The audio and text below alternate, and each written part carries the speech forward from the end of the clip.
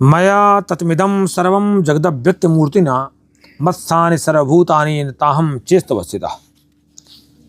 भगवान इसमें ये बता रहे हैं, अपने सर्वव्यापी स्वरूप का कथन कर रहे हैं कि स्वयं कि मैं अव्यक्त मूर्तिना, मैं जो है अपने अव्यक्त प्रभाव से, मैं अपने अव्यक्त प्रभाव से इदम सर्वम जगत ततम एवो सर्वभूतानि मत्स्थानि अहम तेषु अवस्थितः। जिस तरह से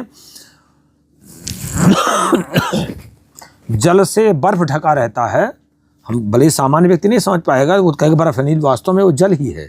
जिस तरह से जल से बर्फ ढका रहता है, बर्फ एकदम आवृत रहता है, उसी तरह से भगवान कहते हैं मैं अपने अव्यक्त भाव से, अव्यक्त मूर्ति के द्वारा मैं पूरे संसार को ढके हूँ। और सर्वभूतानि मत्स्थानि, सभी प्राणी जितना भी संसार है वो मेरे अंतर्गत है, मेरे संकल्प के आधार पर है। लेकिन अहम तेषु अवस्थितः है, लेकिन मैं उनमें स्थित नहीं हूँ। देख लीजिए मैं उनमें स्थित नहीं हूँ, मेरा कहीं आसक्ति नहीं है, मेरा कहीं चिपकाव नहीं है। न च मत्सानि भूतानि पश्चिमे योगमैश्वरम भूत भ्रन्न च भूतस्थो ममात्मा भूत भावना। देखिए भूतानि मत्सानि, ये सारे के सारे जितना भी तुम्हें दृश्यमान जगत दिखाई पड़ रहा है, सारे के सारे प्राणी जगत दिखाई पड़ रहा है, मुझ में स्थित नहीं है। किंतु मेरी ईश्वरीय योग शक्ति को देखो कि भूत भृत, मैं प्रत्येक प्राणी का धारण पोषण भी करता हूँ। भूत भावना, प्रत्येक प्राणी को मैं उत्पन्न करता हूँ। अचमम आत्मा भूत स्थाना, लेकिन मेरा आत्मा जो भूतों में स्थित नहीं है, मैं उसमें आसक्ति नहीं रखता हूँ। एक बहुत अच्छा उदाहरण देते हैं, यथाकाश स्थितो नित्यम वायु सर्वत्र गो महान तथा सर्वाणि भूतानि मत्स्थानि तुधार्य।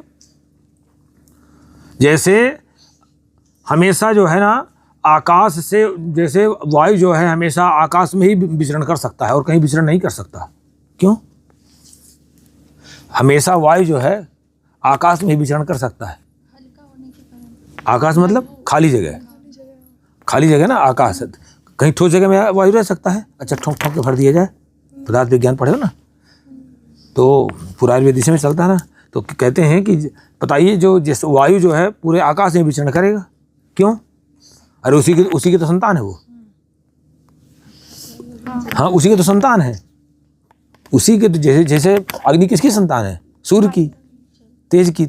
ऊर्जा और तेज का स्रोत कौन है? सूर्य। तो अग्नि उसकी संतान है। देखो उधर जाएगी, भले चाहे इतना लटका है तो ऊपर जाएगी, वो जाएगी ना जाएगी। इस तरह से आकाश से ही वायु उत्पन्न होती कि नहीं होती है? आकाशाद वायु हो तो वो वायु वहीं रहेगा, वो क्योंकि उससे तो सिद्धांत है ना कि हमेशा सदा आकाश में स्थित है। तथा सर्वाणि भूतानि मत्स्थानि तुधार्य, वैसे ही मेरे संकल्प द्वारा उत्पन्न होने से संपूर्ण प्राणी मुझ में ही स्थित है, ऐसा समझो आप। मुझ में स्थित क्योंकि मुझसे उत्पन्न है वो, मैं सबका पिता हूँ। सभी प्रकार के सभी प्राणियों की उत्पत्ति और प्रलय के कथन पर भगवान चर्चा करते हैं कि सर्वभूतानि कौन्तेय प्रकृतिम यान्ति मामिकाम कल्पक्षये पुनस्तानि कल्पादौ विसृजाम्यहम्। कहते हैं जब कल्पों की समाप्ति होती है तो सभी प्राणी मेरी प्रकृति को ही प्राप्त हो जाते हैं, अर्थात मुझ में ही लीन हो जाते हैं, मेरी प्रकृति में ही लीन हो जाते हैं। और कल्पादौतानि हम पुनः विसृजामि, और जब मैं कल्प का प्रारंभ करता हूँ कल्पों के आदि में उनको मैं फिर से रचना करना शुरू कर देता हूँ। तो प्रकृतिम स्वामोष्टम्भे विसृजामि पुनः पुनः भूतग्राममिदं कृष्णम अवसम प्रकृतिर्वशात्। कहते हैं कि भगवान की स्वाम प्रकृति औष्टम्भ्य, मैं अपनी प्रकृति को स्वीकार करके और प्रकृति वशात स्वभाव के बल से अवसम मैंने परतंत्र हुए, एवं इस संपूर्ण भूत समुदाय को, प्राणी समुदाय को बार बार उनके कर्मों के अनुसार विसृजामि रचता हूँ, उनके कर्मों के अनुसार।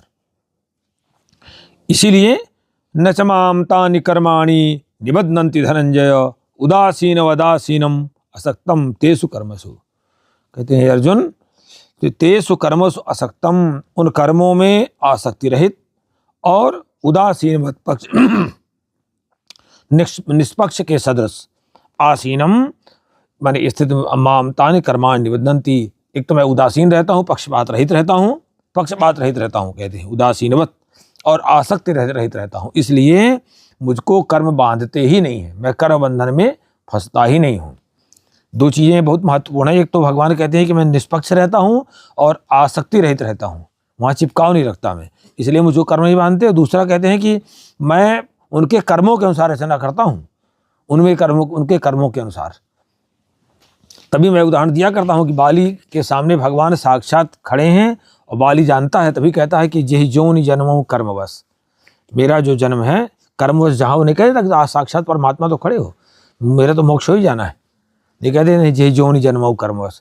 इसलिए मानव जन्म हमको मिला है तो कहीं ना कहीं बहुत अच्छे कर्म रहे होंगे। अब कम से कम इतना तो बनाते चले आए कि फिर से मानव जन्म पा जाए, हमारी रचना फिर से मानव की हो जाए, क्योंकि यही योनि ऐसी है जिसके द्वारा हम अपना कल्याण दूसरे कर सकते हैं।